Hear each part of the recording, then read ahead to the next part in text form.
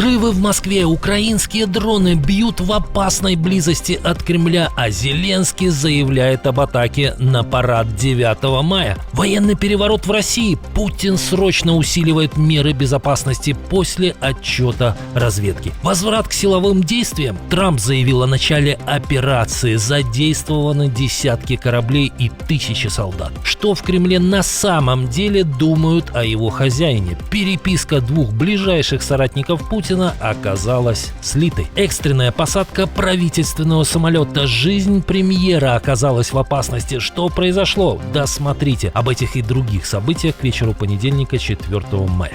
Оперативно о главном в Украине, России, Беларуси и мире. Это «Нехта». Я Олесь Корниенко, и мы начинаем.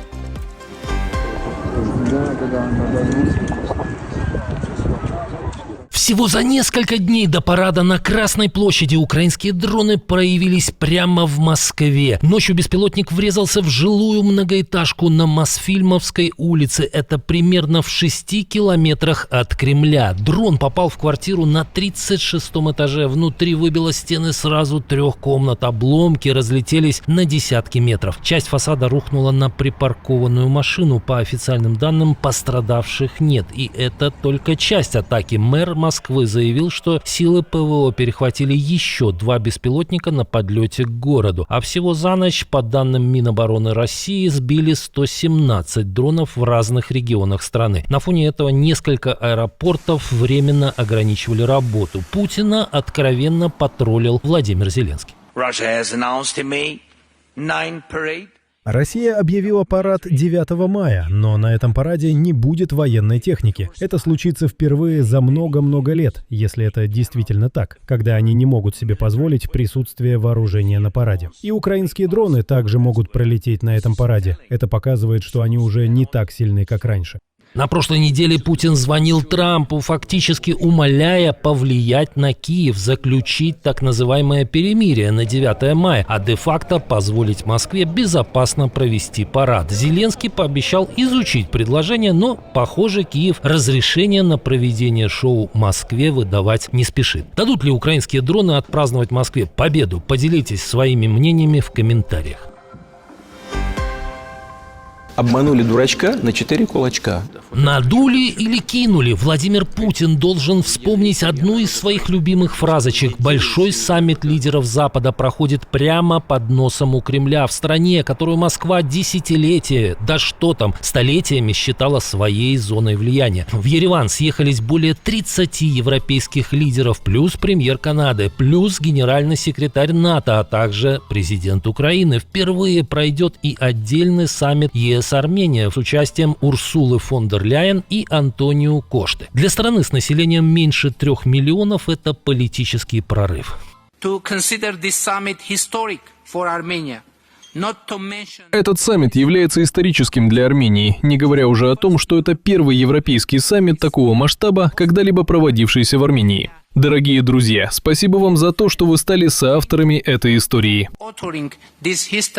Долгие десятилетия после распада СССР Москва помогала держаться у власти в стране так называемому карабахскому клану. На словах Кремль поддерживал армянское руководство в конфликте с Азербайджаном, но во время последних 2 войн Россия никак не вмешалась, что и стало для Еревана последней каплей. Во время недавнего визита в Кремль Пашинян фактически в лицо обвинил Путина в предательстве. На что хозяин открыто намекнул, что на разворот Армении в сторону евроинтеграции Москва ответит повышением цен на газ. Еревану сейчас голубое российское топливо обходится примерно в $177 за 1000 кубометров, Европе примерно в 600.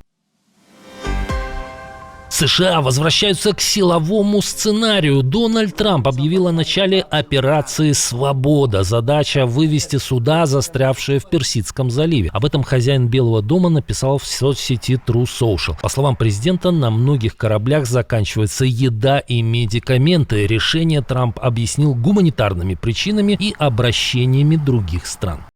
Перемещение судов направлено исключительно на то, чтобы освободить людей, компании и страны, которые не совершили абсолютно ничего предосудительного. Трамп сразу предупредил, если американским силам будут мешать, США ответят силой. Пентагон уже подтвердил масштаб. В операции участвуют эсминцы, авиация и около 15 тысяч военных. В Тегеране реагируют громко. Ормузский пролив и Персидский залив не будут подчиняться бессмысленным заявлениям Трампа. Никто не поверит сценариям игры в обвинение. Ну что, снова война, как думаете? Украинские дроны взрываются в нескольких километрах от Кремля, но это не самая большая проблема для Владимира Путина. Под носом у правителя России готовится госпереворот. Об этом говорится в докладе разведки неназванной европейской страны. Документ попал в руки журналистов CNN, Financial Times и важных историй. Сергей Шойгу, бывший министр обороны и нынешний секретарь Совбеза, сохраняет влияние в армии. По данным этой европейской разведки, Владимир Путин всерьез боится заговора и даже покушения, в том числе с использованием беспилотников. Из-за этого резко усилили меры безопасности, проверки стали двойными, связь ограничивают, а сам Путин, как утверждается, может неделями работать из бункеров. На этом фоне в Москве в отдельных районах отключают связь, усиливают патрули вдоль Москвы-реки. Еще одна страна взялась за украинских беженцев. Тысячи могут оказаться на улице уже осенью. В Ирландии власти сворачивают программу размещения сбежавших от войны в отелях. Речь идет о примерно 16 тысячах украинцев. Процесс начнется в августе и растянется на полгода. О выселении будут предупреждать заранее, за 3 месяца. Причина – острый кризис на рынке аренды. Жилья не хватает, а цены бьют рекорды. В правительстве говорят, система несправедлива. Одни живут бесплатно долго, другие нет. Мы стремимся к ситуации, когда во всех сферах будут царить равенство и справедливость. А это означает, что в вопросе доступа к жилью вы получаете его на тех же условиях, что и те, кто работает и проживает в Ирландии, и также ищет жилье. При этом чиновники рассчитывают, что часть украинцев сможет найти жилье сама. Поддержку обещают оставить только самым уязвимым. Параллельно сокращают выплаты ирландцам, которые принимают беженцев. Сейчас это 600 евро в месяц. К 2027 году деньги уберут полностью. И это совпадет с окончанием временной защиты в ЕС. «Дед сошел с ума» — это цитата. Оказывается, риторикой, которой события последних лет описывают миллионы украинцев, да что там, россиян, пользуются и в самых высоких кремлевских кабинетах. Тайну о том, что о Путине на самом деле думают его ближайшие подчиненные, разболтал известный российский шовинист и сталинист Евгений Спицын. Об этом историк рассказал в эфире YouTube-канала Z-блогера Павла Иванова. И вот он мне показывает переписку с Сурковым. Значит, Сурков пишет Рогозину: «Дед сошел с ума». Понятно, кого он имел в виду под дедом. Путина. «Дед сошел с ума». По словам Спицына, СМС с таким текстом некогда могущественный заместитель руководителя президентской администрации Сурков отправил Дмитрию Рогозину. Но, по утверждению историка, так в Кремле думает не только автор терминов «суверенная демократия» и «глубинный народ». Вы думаете, только в голове у Суркова? Нет. Я думаю, что у значительной части чиновников, которые сидят, в том числе и в самых высоких кабинетах. Сурков сказал лишнее раньше других и теперь, по версии Спицына, может находиться за пределами России. Симптоматичны не только высказывания бывшего соратника Путина, но и то, что Z-блогеры продолжают откровенно критиковать действующий режим. Вслед за Ильей Ремесло, Павлом Губаревым Путина теперь кусают и на канале Иванова. Они прозрели или те в Кремле, кто не согласен с Владимиром Путиным, дали отмашку на такую кампанию? Что думаете? Близкий соратник Трампа оказался в критическом состоянии. Бывший мэр Нью-Йорка и бывший личный адвокат Дональда Трампа Рудольф Джулиани находится на грани жизни и смерти. 81-летнего политика срочно госпитализировали во Флориде. Его представитель говорит, состояние тяжелое, но стабильное. То есть угроза остается, но врачи пока удерживают ситуацию под контролем. Дональд Трамп уже отреагировал. Он назвал Джулиани настоящим воином и лучшим мэром Нью-Йорка. Напомним, именно он руководил городом городом во время терактов 11 сентября. Тогда его признали человеком года по версии Time. В 80-е на посту федерального прокурора он сыграл ключевую роль в борьбе с Коза Нострой. Он стоял за целым рядом громких процессов, которые закончились огромными сроками для боссов так называемых пяти семей. Последние годы его имя звучало уже по другим причинам. После ухода Трампа Джулиани столкнулся с обвинениями в клевете, проиграл один из процессов и практически обанкротился. А недавно пережил серьезную аварию и даже появлялся на публике в инвалидной коляске. Теперь новая борьба, и ее исход совсем не ясен. Один из участников саммита в Армении столкнулся с серьезными проблемами. Самолет главы правительства Испании не долетел до саммита. Жизнь одного из европейских премьеров оказалась в опасности. Борт Педро Санчеса пришлось срочно сажать. Причина экстренной посадки – непредвиденная техническая неисправность. Испанская делегация застряла в Турции, ночь проведет в Анкаре. Что именно случилось с самолетом, пока не раскрывают.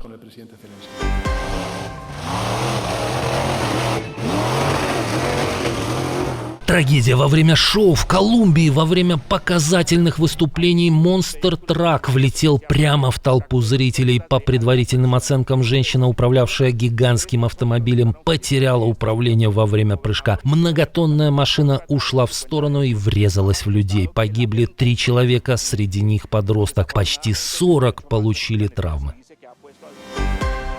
Ужасное издевательство. Такого в Москве точно не ожидали. Только послушайте, что придумали эти американцы. О происках Янки сообщила любимая миллионами Мария Захарова. Теперь представительница МИД РФ не только выступает на брифингах, но и пишет статьи.